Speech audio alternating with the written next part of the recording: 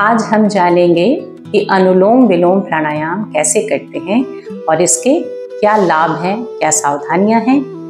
तो प्राणायाम शुरू करने से पहले आप सभी जानते हैं कि किसी एक आसन में बैठना है तो पद्मासन, सिद्धासन, सुखासन, वज्रासन किसी भी एक आसन का चयन कर लें। अगर आप जमीन पर नहीं बैठ सकते हैं तो आप कुर्सी पे बैठ करके भी अनुलोम विलोम प्राणायाम का अभ्यास कर सकते हैं। अगर आप कुर्सी पे बैठ करके भी नहीं कर सकते हैं, बैठने में असमर्थ हैं, तो आप बिस्तर पर सीधे लेटकर बिना तकिया के लेट जाएं और सीधे लेट करके भी अनुलोम विलोम प्राणायाम के अभ्यास कर सकते हैं।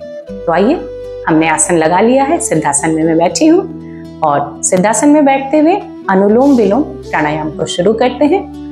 दाहिनी नासिका को बंद करेंगे, बाईं नासिका से लंबी गहरी सांस को भर लेते हैं। बाईं नाक से लंबी श्वास भर के दाहिनी नासिका से पूरी सांस बाहर निकाल देंगे। वापस दाहिनी नासिका से श्वास को भरेंगे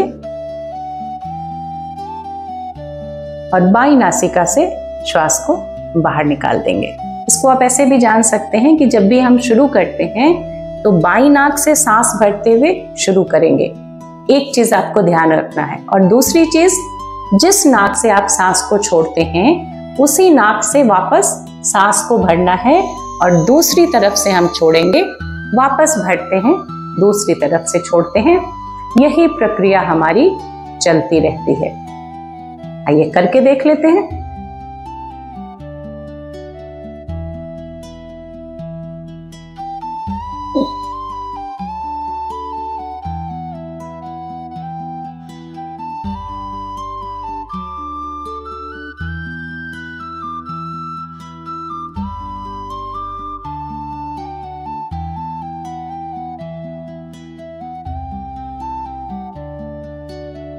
अनुलोम विलोम प्राणायाम के करने से हमारा नर्वस सिस्टम अच्छा हो जाता है। शरीर के भीतर 72 करोड़ 72 लाख 10,201 नस नाड़ियां हैं, उनका शोधन होता है।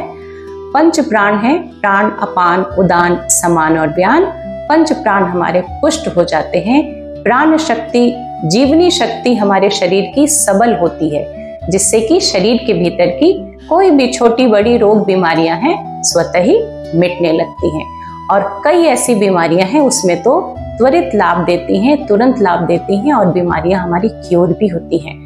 जोड़ों में दर्द है, गठिया आर्थराइटिस है, डिप्रेशन है, एंजाइटी है, अस्थमा जैसी परेशानी है, डायबिटीज है, अनुलोम विलोम प्राणायाम सभी में लाभ देते हैं। इस बात का ध्यान रखें और इसमें कहीं कोई ऐसा नहीं है कि किसी बीमारी में हम अनुलोम विलोम प्राणायाम नहीं कर सकते हैं। अनुलोम विलोम प्राणायाम हम सभी बीमारियों में कर सकते हैं।